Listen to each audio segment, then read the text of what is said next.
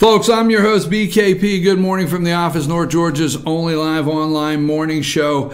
Now, it's Tuesday morning, 1/23/18, and I want to do this story. Now, I said to you before the break, this is a pay attention. Don't get upset. I know you don't like when I tell you to pay attention, but this is something you're going to have to pay attention. You're going to have to talk to your friends. You're going to have meetings about. I'm serious. If you do not see, Republicans win for the day, okay? Democrats are prepared to take a loss because they have a long-term plan.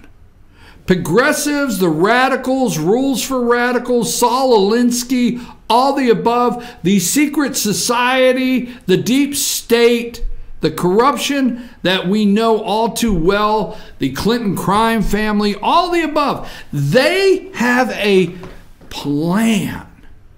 Republicans win for a day, okay? So yesterday, Republicans got a continuing spending resolution on the president's desk, and they're all high-fiving, and they're cheering, okay?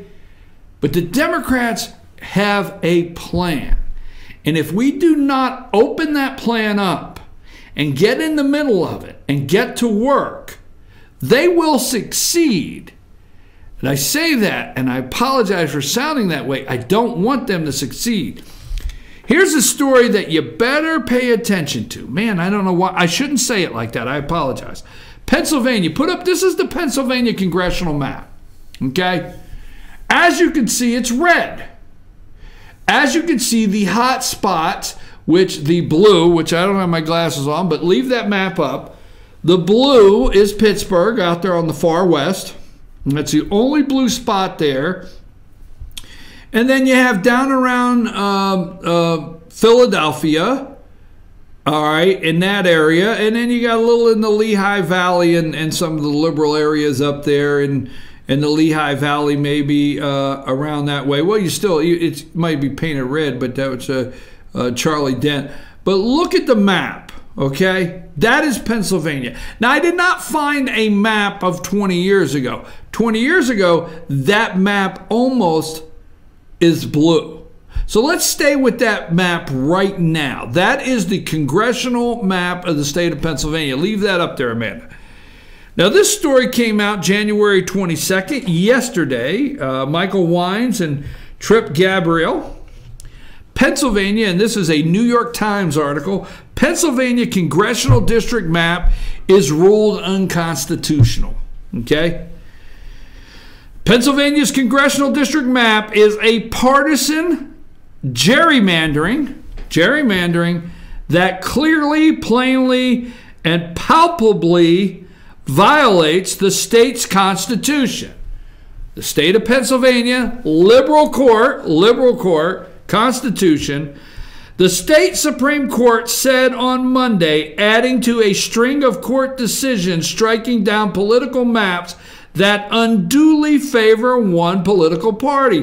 The court banned the current map of the state's 18 House districts from being used in this year's primary and general elections. The order that a new map submitted to the court by February 15th. Supreme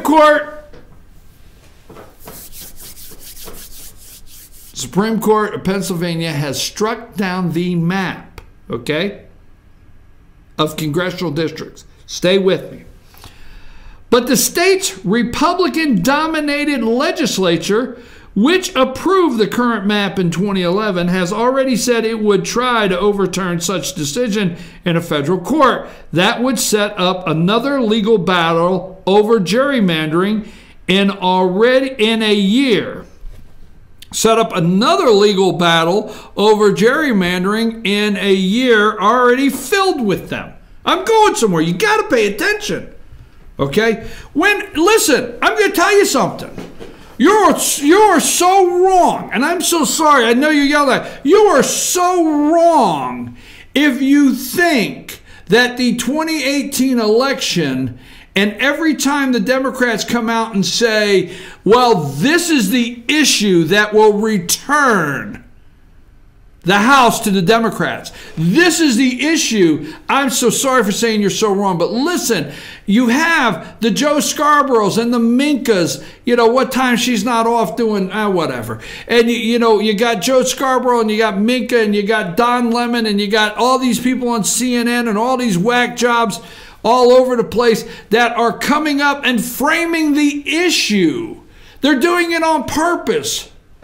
Okay? They are doing, it's a smokescreen. This is the issue that will hurt the Republicans and return the House to the Democrats. This is the issue that will not work for the Republicans and turn the House to the Democrats. No, the Democrats are not focused on the issue to return power to them. They are focused on redistricting to return power to them once and for all. Not an issue, damn it. Not one single issue. What I'm reading to you from the New York Times, I'm going to read you some other things. They are working under the sea. See, what happens is the theatrics. Every one of these lowlifes in their theatrics on a daily basis. CNN, MSNBC, NBC, it's the theatrics on a daily basis. And they will put all of these talking heads up. And what is the issue? Who won the shutdown? What is the takeaway? Who will get hurt in 2018? Garbage, folks. Total garbage. Rubbish, I say. Rubbish, I say. It's garbage. Now, there are some issues that will be a factor in the next election, but the Democrats are wanting to win once and for all. And I'm going to explain that to you. Legislature which approved the current map, Republicans. See, right now in Pennsylvania, they have a Republican legislature. They have a liberal governor. They have a liberal senator. Well, actually, I call Pat Toomey, but anyhow, they have liberals in the court. Gerrymandering. Legislature which approved the current map in 2011 has already said it would try to overturn such a decision in a federal court. So they're going to run to federal court to try to get the Supreme Court to stop them from having to do a map. Redo the legislative map. Going somewhere with this, okay?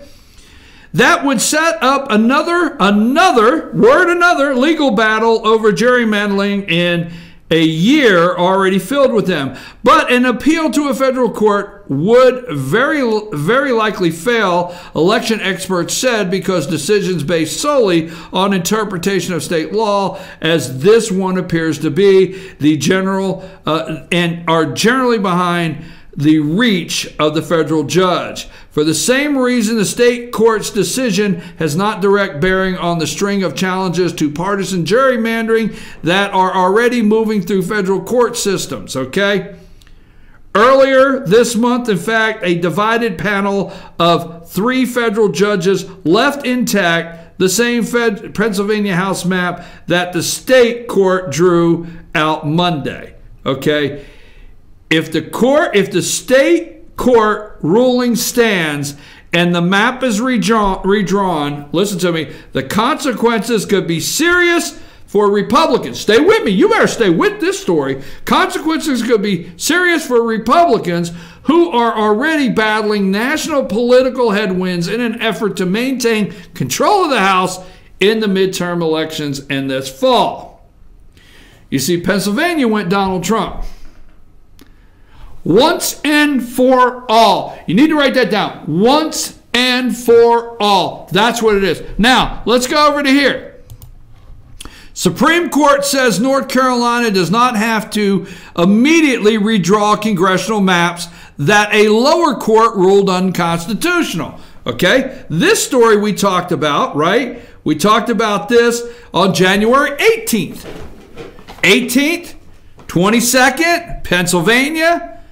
January 23rd, Oh, no, no. Every single time those fancy lights come on and the fancy graphics come on and the fancy music comes on and you get some Chris Matthews or you get Shrink-a-Dink Al Sharpton, you get all these people on there. What is the issue that could turn things around for the Democrats? This is the issue once and for all.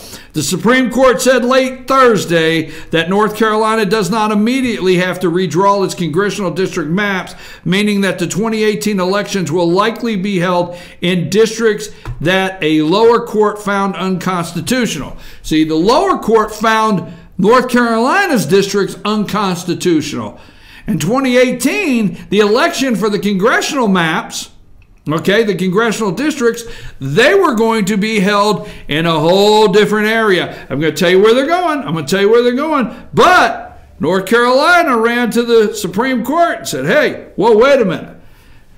The court granted a request from North Carolina Republican legislative leaders to the, well, I got to keep reading, and to keep reading, I got to pay them $4. I read this the other day. Anyhow. Supreme Court says North Carolina does not have to immediately redraw the congressional maps. Now, I'm getting ready to go to where I am. Let's go to, what do you hear me say all the time? Pull up Eric Holder. Okay? That's the picture I got marked Eric Holder. This is the former Attorney General of the United States of America. The biggest rigged system. Now listen, the biggest rigged system in America is gerrymandering. Together we can change that and restore fairness to our democracy. That's once and for all. Join our fight because politicians shouldn't choose their voters. See, what they're claiming is the politicians are choosing their voters by drawing the districts, and I'll go into that in a minute. Voters should choose their representatives. Join the fight. Okay? What fight is he trying to get you to join? The NDRC. Okay? The NDRC. Who talked about that a year ago? Who told you a year ago? Okay? Who said, pay attention? Who has done this story how many times? Put up the NDRC picture. This is the National Democratic Redistricting Committee. The National Democratic Redistricting Committee. All right? Where is the quote that I just gave you from Eric Holder? It's on the website of the National Democratic Redistricting Committee. Okay? Now put up one more picture here. I think it's the last one I asked for. Obama Holder. Okay? OFA, Organizing for Action. AKA Obama's campaign arm. Yes, the Obama campaign arm, once he was done as President of the United States, Barack Hussein Obama turned his campaign fund and his committee into the OFA. Go look up the OFA, Organizing for Action. Look it up and you will see the Obama symbol. That's Barack Obama. And then you will see in the NDRC, you will see Eric Holder, the National Democratic Redistricting Committee. And then what you will see when you go to the NDRC, you will see a press release there that you can find that says the OFA and the NDRC has joined forces. Let me just say this one more time. Just leave that up. Let's put the Pennsylvania redistricting map up again, okay? Just for this, okay? And then This is Pennsylvania's map today. The red represents the Republicans, the blue congressional map, okay?